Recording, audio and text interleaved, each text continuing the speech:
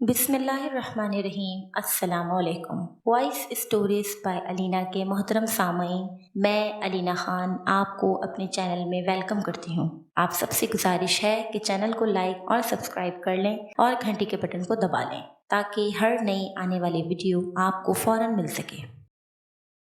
ये कहानी 40 बरस पुरानी है। ये वाक़या गोलीमार का है जो हमने अपनी नानी की ज़ुबानी सुना था।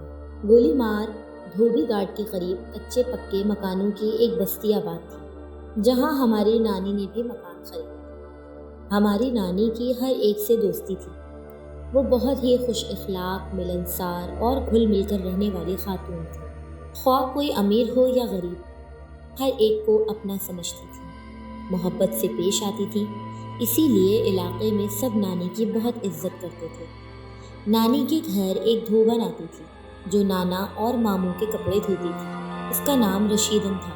वो हर हफ्ते आती, घंटों नानी से अपने दुख सुख बयान करती और फिर नाना और मामू के कपड़ों की गठरी लेकर चली जाती। रशीदन की एक पोती थी जो 10 साल बाद बड़ी मन्नतों और मुरादों से पैदा हुई थी।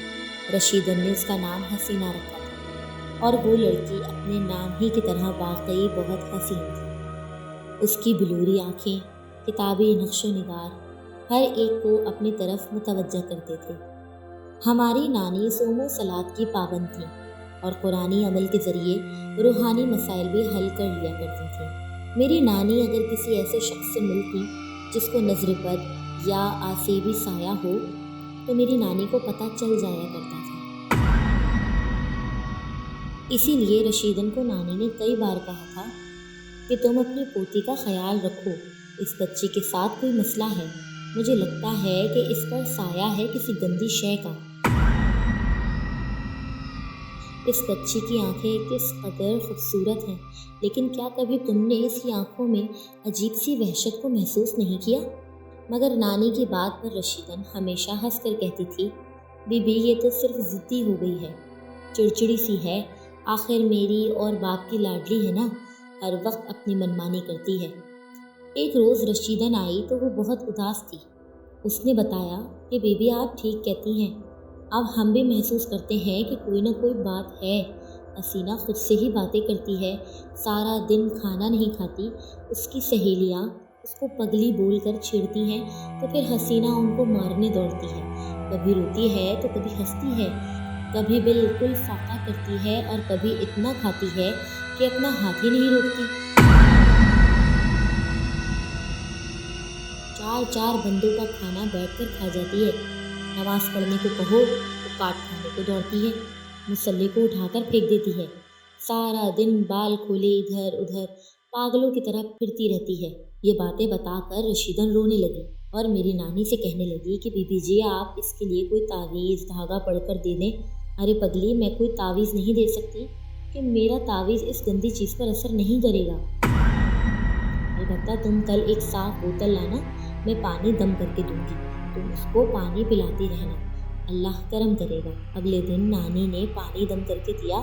उस पानी से हसीना को कुछ अफाका हुआ। वो अब आम इंसानों की तरह खाना खाने लगी। नानी ने रशीदन से कहा, देखो इसे ज़्यादा तंग मत करना, मेरे हिसाब के मुताबिक ये बहुत ही ज़्यादा ख़तरनाक चीज़ है। बेहतर रहेगा कि तुम अपनी पोती को उसके हाल पर ही छोड़ दो। मगर हसीना का बाप तो मुख्तलिफ आमिलों के पास जाता रहा, जिसकी वजह से हसीना ज़िद्दी और खुनख्वार हो गई। पहले तो वो घर के किसी फ़र्द को नुकसान नहीं पहुंचाती थी, मगर अब तो वो मरने मारने पर आ गई थी। एक दिन उसने अपनी माँ को बुरी तरह ज़ख्मी कर दिया क्योंकि वो बार बार उस पर कुछ पढ़ कर फूंक रही थी। आखिरकार तंग आकर बाप ने हसीना को जंजीरों में जकड़ दिया। एक दिन मालूम हुआ कि हैदराबाद में एक बहुत बड़े आमिल साहब हैं, वो इस तरह की चीज़ों का उतार करते हैं। हसीना का बाप उस आमिल को बड़ी मिन्नत और समाजत करके घर लाया। उन्होंने हसीना को दिखते ही बताया कि उसके उतार में बहुत ज़्यादा ख़तरा है, या तो वो आसेब चला जाएगा या फिर हसीना की मौत हो सकती है। अगर तुम राज़ी हो तो मैं इलाज शुरू कर दूँगा। आप इलाज शुरू करें, अब हम ये चीज़ें बर्दाश्त नहीं कर सकते, बाकी फिर अल्लाह की जो मर्ज़ी। उसके बाप ने कहा। आमिल ने इलाज के लिए काले बकरे की सिरी پرانی قبر سے مردے کا ڈھانچہ اور دیگر چیزیں منگوائیں اور گھر کے بچوں کو گھر سے دور کرنے کے لیے کہا۔ بچوں کو کسی رشتہ دار کے ہاں بھیج دیا گیا۔ اتار شروع ہوا تو حسینہ بالکل خاموش تھی۔ عامل صاحب نے اپنی پڑھائی شروع کرتے ہوئے پوچھا، تو خاموش کیوں ہے؟ بولتا کیوں نہیں؟ بتا تو اس لڑکی پہ کب سے اور کیوں ہے؟ تب حسینہ نے مردانہ لہجے میں کہا، جب یہ 10 سال کی تھی میں تو تب سے ہی اس کے عشق میں گرفتار ہوں۔ یہ گھاٹ کے سامنے والے درخت کے نیچے آ کر کھیلتی تھی، میں تو اسی درخت پر رہتا تھا۔ کچھ دن پہلے دھوبی نے وہ درخت کاٹ ڈالا۔ میں نے سوچا کہ میں اب کہاں بسیرا کروں، میں اس سے جدا نہیں ہونا چاہتا تھا، اسی لیے میں نے اس لڑکی پر ہی بسیرا کر لیا ہے۔ دیکھ، یہ لڑکی مسلمان ہے اور تو کافر جن ہے، تو اس کا پیچھا چھوڑ دو۔ اس بات پر حسینہ نے عامل صاحب کو ایسی نظروں سے دیکھا کہ سخت سردی میں بھی عامل کو پسینہ آ گیا۔ وہ حسینہ کے باپ سے مخاطب ہوا، دیکھو اس پر جو شے ہے وہ بہت ضدی ہے، وہ اس کو چھوڑنا نہیں چاہتی۔ میرا مشورہ ہے کہ لڑکی کو اس کے حال پر چھوڑ دو۔ شاہ صاحب میری ایک ہی بیٹی ہے، میں اسے اس حال میں دیکھ کر دکھی ہوتا ہوں، تو ٹھیک ہے، اب جو ہونا ہے ہو جائے پھر۔ اگلے روز جمعرات تھی۔ عامل صاحب نماز کے بعد پڑھائی کرنے بیٹھ گئے۔ حسینہ کو زنجیر سے آزاد کر دیا گیا تھا۔ اس وقت حسینہ کی سسکیاں اور آہیں وہاں موجود گھر والوں کو اداس اور پریشان کر رہی تھیں۔ اس کی سسکیوں میں عجیب سا درد تھا۔ آخر عمل شروع ہوا۔ اس ضدی جن کو قابو میں کرنا تھا، مگر عامل صاحب بہت پریشان تھے۔ عامل صاحب آپ بہت پریشان لگ رہے ہیں، رشیدن نے پوچھا۔ ہاں بی بی، میں زبان کا پابند ہوں، اسی لیے تم لوگوں کا یہ کام کر رہا ہوں، مگر مجھے انتہائی خطرہ نظر آ رہا ہے، اپنے لیے بھی اور اس بچی کے لیے بھی۔ ابھی عامل صاحب کو پڑھائی شروع کیے چند لمحے ہی ہوئے تھے کہ حسینہ تو بے قابو ہو گئی۔ اس کے حلق سے اس طرح کی آوازیں نکلنا شروع ہو گئیں کہ سبھی لرز کر رہ گئے۔ عامل صاحب کہنے لگے، یہ جن میرے بس سے باہر ہے، میں معذرت چاہتا ہوں، میں یہ عمل آگے نہیں کر سکتا۔ یہ کہتے ہی عامل صاحب نے باہر کی راہ لی۔ حسینہ کی ماں اور باپ دونوں کے ہی اوسان خطا ہو گئے، وہ سب باہر کی طرف بھاگے۔ حسینہ چیختی چلاتی ہوئی دھوبی گھاٹ کی طرف بھاگی۔ باپ اور دادی نے اس کو پکڑنے کی کوشش کی، مگر وہ گھاٹ کی طرف دوڑتی ہوئی ایک دھوبی کی جلتی ہوئی بھٹی میں کود گئی۔ ماں، دادی اور باپ نے یہ منظر دیکھا تو وہ لوگ دہل کر رہ گئے، اور حسینہ چند منٹوں میں ہی جل کر کوئلہ ہو گئی۔ جب اسے بھٹی سے نکالا گیا تو اس کی سانسیں چل رہی تھیں۔ اس نے اکھڑتی سانسوں کے درمیان اپنی دادی سے مردانہ آواز میں کہا، میں نے منع کیا تھا نا، اس طرح مت کرو، میں حسینہ کو بہت چاہتا ہوں، میں اس کو کبھی نقصان نہیں پہنچاتا، ہمیشہ خوش رکھتا، مگر تم لوگوں کی ضد نے اس کا یہی انجام کیا ہے۔ یہ کہہ کر حسینہ کی گردن ایک طرف کو لڑک گئی۔ اسی دوران تمام علاقے والے جمع ہو چکے تھے۔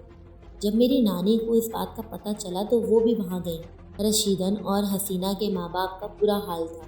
جوان بچی کی موت پر انہیں قرار نہیں آ رہا تھا۔ میری نانی نے غسل کی جگہ اس کی لاش کو تیمم کروایا، کیونکہ اسے غسل نہیں دے سکتے تھے۔ کفن بھی نانی نے پہنایا، کوئی قریب نہیں آ رہا تھا، صرف رشیدن اور نانی نے یہ کام سر انجام دیا۔ نانی نے حسینہ کے باپ سے کہا، دیکھو تم اپنی بیٹی کو اس جگہ دفن کرنا جہاں اس کے ارد گرد کوئی اور قبر نہ ہو۔